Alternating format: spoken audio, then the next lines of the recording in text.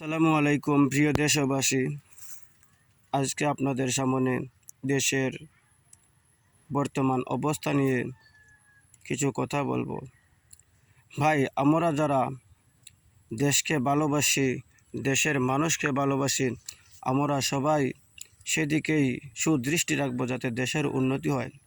তো কিছু কিছু মানুষ এখন নিউজ করছে যে ইন্ডিয়ায় পেঁয়াজ বাংলাদেশের কাছে যে রপ্তানি করে, তাদের দেশে মানুষ যে ভালোভাবে চলতে পারে সেই পরিমাণ পেঁয়াজ রেখে সেইগুলো অন্য অন্য দেশে রপ্তানি করে, তাদের মধ্যে বাংলাদেশ অন্যতম। বাংলাদেশেও পেঁয়াজ রপ্তানি করে। আর আমাদের বাংলাদেশিরা বাংলাদেশ থেকে ইলিশ রপ্তানি করছি এই বছর প্রথম।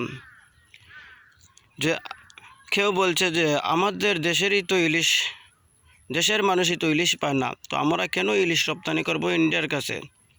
তো ভাই, আপনাদেরকে বলছি যে স্বৈর শাসক শেখ হাসিনা যখন ইলিশ রপ্তানি না করে বরং উপহারস্বরূপ 3000 টন ইলিশ দুর্গাপূজা উপলক্ষে ইন্ডিয়াকে দিত, তখন আপনাদের এই কথা কই ছিল?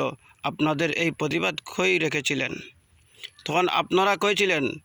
নাকি দেশেই ছিলেন না, নাকি আপনাদের মায়ের গর্ভের ভিতরে ছিলেন যে এখন এই কথা বলছেন?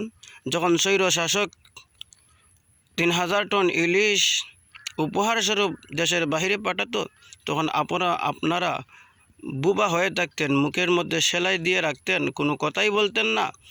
আজ বর্তমান সরকার দেশের উন্নতির জন্য 3000 টন ইলিশ ইন্ডিয়ার কাছে রপ্তানি করছে, সেটা আপনাদের সহ্য হয় না।